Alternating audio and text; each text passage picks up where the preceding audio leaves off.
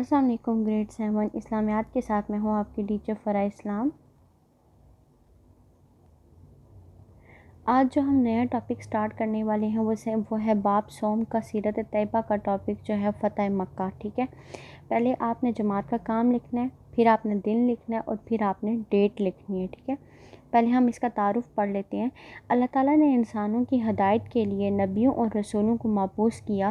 ہر نبی کی زندگی دوسرے انسانوں کے لیے بہترین نمونہ ہوتی ہے۔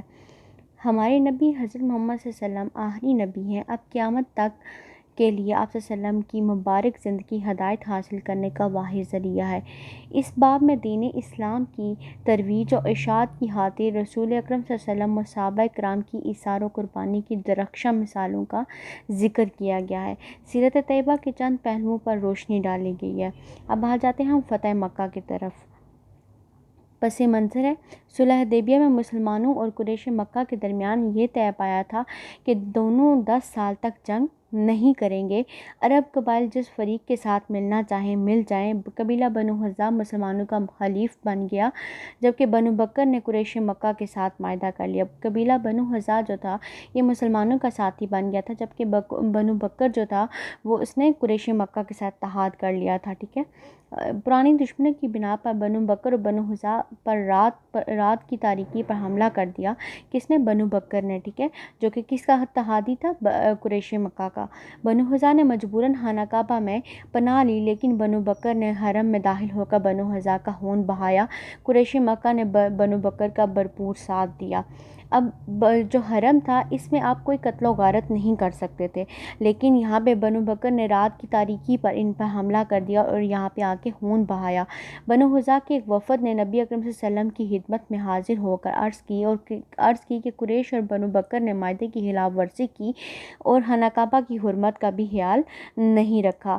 ہم آپ صلی اللہ علیہ وسلم کے حلیف ہیں، آپ صلی اللہ علیہ وسلم ہماری مدد کریں۔ تو یہاں پہ کیونکہ بنو حذا جو تھا مسلمانوں کا اتحادی تھا، اس لیے جو صلح حدیبیہ ہی تھی اس میں 10 سال تک جنگ نہ کرنے کا معاہدہ ہوا تھا۔ ٹھیک ہے، تو اب اس معاہدے کی خلاف ورزی کر دی تھی خود قریش مکہ نے۔ ٹھیک ہے، نبی صلی اللہ علیہ وسلم نے حضرت زمرہ رضی اللہ تعالیٰ عنہ کو قریش مکہ کی طرف بھیجا اور درج ذیل 3 شرطیں پیش کی، ان میں سے کسی ایک کو اختیار کر لیں تاکہ تمام حجت ہو جائے۔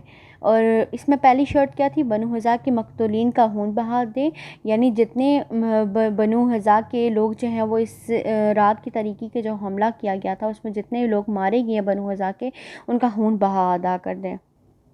اور نیکسٹ کیا تھی؟ بنو بکر کی حمایت سے دستبردار ہو جائیں، کیونکہ اس قبیلے نے دوسرے قبیلے پر حملہ کیا تھا، تو آپ اس کی جو حمایت جو آپ کر رہے ہیں اس سے آپ سائڈ پہ ہٹ جائیں، آپ چھوڑ دیں ان کو، معاہدہ حدیبیہ ختم کرنے کا اعلان کریں۔ تیسری شرط جو تھی یہ قریش کو بہت چبھی تھی کہ معاہدہ حدیبیہ جو ہے وہ ختم کرنے کا اعلان نبی صلی اللہ علیہ وسلم نے کر دیا تھا کہ آپ یہ کہہ دیں کہ معاہدہ حدیبیہ جو ہے وہ ختم ہو گیا۔ قریش مکہ نے جلد بازی کا مظاہرہ کرتے ہوئے تیسری شرط قبول کر لی۔ اب انہوں نے یہاں پہ تیسری شرط تو قبول کر لی، لیکن پھر بعد میں کیا ہوا کہ قریش کو اپنی بدعہدی کا احساس ہو گیا۔ انہوں نے ابو سفیان کو اپنا نمائندہ بنا کر مدینہ منورہ بھیجا تاکہ حدیبیہ کے معاہدے کی پھر سے تجدید کرے۔ ابو سفیان رسول صلی اللہ علیہ وسلم کی خدمت میں حاضر ہوا، آپ صلی اللہ علیہ وسلم نے اسے کوئی جواب نہ دیا۔ اس کے بعد وہ کئی صحابہ کرام رضی اللہ عنہ سے ملا، لیکن صلح کی تمام کوششوں میں ناکامیوں کے بعد ابو سفیان مکہ مکرمہ واپس لوٹ گیا۔ پہلے تو جلد بازی کرتے ہوئے انہوں نے ایک دم بول دیا کہ ٹھیک ہے ہم تو معاہدہ حدیبیہ ختم کر دیتے ہیں، لیکن بعد میں انہیں اس چیز کا احساس ہوا کہ کیونکہ اس کے اندر جو ہے وہ 10 سال تک جنگ نہ کرنے کا اعلان تھا اور بہت ساری ایسی باتیں جو قریش نے اپنے حق کے لیے رکھی تھی، یعنی ان کے لیے زیادہ سوٹیبل چیزیں تھیں، لیکن اب چونکہ انہوں نے تیسری شرط کو قبول کر لیا تو اب اس سے کیا ہوا کہ فتح مکہ کی راہ جو ہے وہ ہموار ہوئی تھی کہ تیسری شرط ان کے قبول کرنے سے اسلامی لشکر کی مکہ مکرمہ کی طرف پیش قدمی۔ رسول اکرم صلی اللہ علیہ وسلم نے 10 رمضان المبارک 8 ہجری کو مکہ مکرمہ کی جانب روانہ ہوئے۔ آپ صلی اللہ علیہ وسلم کے ساتھ 10,000 صحابہ کرام رضی اللہ تعالیٰ عنہم بھی تھے۔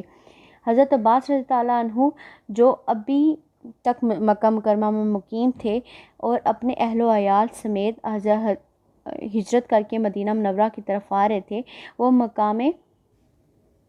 وہ مقام حجفہ میں رسول اکرم صلی اللہ علیہ وسلم کی خدمت میں حاضر ہوئے اور نبی صلی اللہ علیہ وسلم کی ہدایت کے مطابق انہوں نے اپنے اہل و عیال کو مدینہ منورہ بھیج دیا۔ اب نبی صلی اللہ علیہ وسلم نے، کیونکہ وہ مدینہ کی طرف ہجرت کر کے آ رہے تھے، نبی صلی اللہ علیہ وسلم نے کہا کہ اپنے اہل و عیال کو جو ہے وہ مدینہ منورہ بھیج دیں، اور خود لشکر اسلام میں شامل ہو گئے۔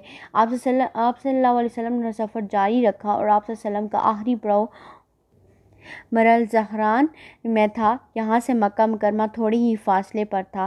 رسول اکرم صلی اللہ علیہ وسلم کے حکم سے تمام فوج نے الگ الگ جگہ آگ روشن کی، اور قریش کو لشکر اسلام کی روانگی کی اطلاع پہنچ چکی تھی۔ تحقیق کے مطابق ان ابو سفیان بن حرب اور حکیم بن حزام اور بدیل بن ورقہ کو بھیجا، اس تجسس میں کہ ان کا گزر مرل زہران میں ہوا، اور نبی صلی اللہ علیہ وسلم کے خیمے کی حفاظت پر جو دستہ متعین تھا ان ابو سفیان کو دیکھ لیا اور پکڑ کر نبی صلی اللہ علیہ وسلم کی خدمت میں لے گئے۔ حضور اکرم صلی اللہ علیہ وسلم نے ابو سفیان کو اسلام کی دعوت دی۔ ابو سفیان نے آپ صلی اللہ علیہ وسلم کی دعوت قبول کر لی اور ایمان لے آئے۔ جب رسول اکرم صلی اللہ علیہ وسلم مکہ مکرمہ کی طرف روانہ ہونے لگے تو حضرت عباس رضی اللہ تعالیٰ عنہ نے فرمایا کہ ابو سفیان کو پہاڑ کی چوٹی پر لے جا کر کھڑا کرو تاکہ اللہ کے لشکر کا نظارہ آنکھوں سے دیکھ لیں، کیونکہ اس ٹائم مسلمان جو تھے وہ 10,000 صحابہ کے ساتھ مکہ کو فتح کرنے کے لیے وہ آ رہے تھے۔ اتنا بڑا لشکر، وہ مسلمان جو بے سر و سامانی کی عالم میں مکہ مکرمہ سے مدینہ منورہ کی طرف جو ہے وہ روانہ ہجرت کر گئے تھے اللہ کے حکم سے، آج ایک بڑی طاقت کے ساتھ انہوں نے فتح مکہ پر دوبارہ جو ہے فتح مکہ حاصل کیا۔ تو اس لیے جو حضرت عباس نے کہا کہ ان کو ذرا جا کر ایک پہاڑ کی چوٹی پر کھڑا کرو تاکہ لشکر اسلام جو اللہ کا لشکر ہے اس کو اپنی آنکھوں سے دیکھ لے۔ آپ صلی اللہ علیہ وسلم نے ابو سفیان کو عزت دی اور فرمایا جو کوئی ابو سفیان کے گھر میں پناہ لے گا اسے امان ہے۔ اب نبی صلی اللہ علیہ وسلم نے دیکھو اس کو عزت عطا کر دی تھی، کیونکہ وہ قریش کے سرداروں میں سے تھا، اور اس کو جو ہے عزت عطا کرتی کہ جو اس کے گھر میں پناہ لے گا وہ کیا ہوگا، اس کو امان حاصل ہے۔ اس کے علاوہ جو ہتھیار ڈال دے مسجد حرام میں داخل ہو جائے یا اپنا دروازہ بند کر لے اس کے بھی امان ہے۔ ابو سفیان تیزی سے مکہ مکرمہ پہنچے اور حضور اکرم صلی اللہ علیہ وسلم کی طرف سے امان کا پیغام لوگوں کو دیا۔ قریش مکہ کو بتایا کہ ان میں مسلمانوں سے لڑنے کی ہمت نہیں ہے۔ حضور اکرم صلی اللہ علیہ وسلم مکہ مکرمہ میں داخل ہوئے۔ آپ صلی اللہ علیہ وسلم نے اسلامی لشکر کو 4 حصوں میں تقسیم کیا۔ حضرت خالد بن ولید کے لشکر سے لڑنے کے لیے قریش کے کچھ نوجوان اور معمولی سی جھڑپ میں تقریباً 13 لاشیں چھوڑ کر بھاگ گئے۔ اس کے بعد خالد بن ولید مکہ مکرمہ کے گلی کوچوں سے ہوتے ہوئے کوئی صفحہ پر حضور اکرم صلی اللہ علیہ وسلم سے جا ملے۔ اب مسجد حرام میں داخلہ جو ہے وہ ہم پڑھتے ہیں۔ اس کے بعد حضور اکرم صلی اللہ علیہ وسلم انصار اور مہاجرین کے ساتھ مسجد حرام کے اندر تشریف لائے، حجر اسود کو چوما۔ حجر اسود وہ پتھر ہے جو جنت سے آیا ہوا پتھر ہے، اور اپنی اونٹنی پر بیت اللہ کا طواف کیا۔ طواف کے بعد حضرت عثمان بن طلحہ رضی اللہ تعالیٰ عنہ سے خانہ کعبہ کی چابی لی، اور اس وقت آپ صلی اللہ علیہ وسلم کے ہاتھ میں ایک کمان تھی اور بیت اللہ کے اندر 360 بت رکھے گئے تھے۔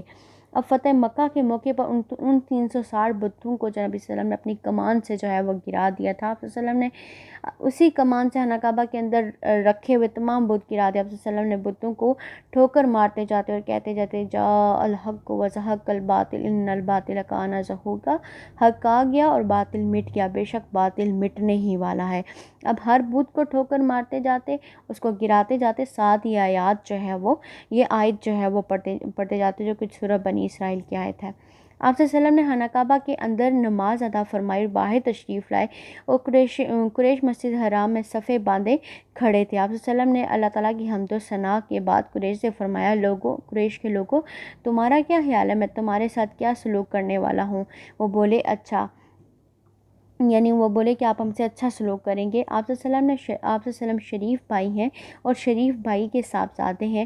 آپ صلی اللہ علیہ وسلم نے فرمایا میں تم سے وہی بات کہہ رہا ہوں جو حضرت یوسف نے اپنے بھائیوں سے کہی تھی، آج تم پر کوئی سرزنش نہیں، جاؤ تم سب آزاد ہو۔ یہ بہت بڑے الفاظ تھے، کیونکہ اس ٹائم قریش مکہ یہ سمجھ رہے تھے کہ آج ان کی خیر نہیں ہے، کیونکہ نبی صلی اللہ علیہ وسلم ان سے بدلہ لیں گے، لیکن نبی صلی اللہ علیہ وسلم نے ان سے بدلہ نہ لیا بلکہ ان سب کو معاف کر دیا کہ تم پر کوئی سرزنش نہیں ہے، آج تم سب آزاد ہو۔ اس موقع پر آپ صلی اللہ علیہ وسلم نے عفو درگزر سے کام لیتے قریش مکہ کو معاف کر دیا، اور کعبۃ اللہ شریف کو تمام بتوں سے پاک کر دیا۔ آپ صلی اللہ علیہ وسلم کے عفو درگزر رحمت دلی سے قریش مکہ بھی ایمان لے آئے۔ تو یہاں پہ ہماری ریڈنگ جو ہے کمپلیٹ ہوئی۔ تو آج کا آپ کا ہوم ورک جو ہے وہ اس چیپٹر کی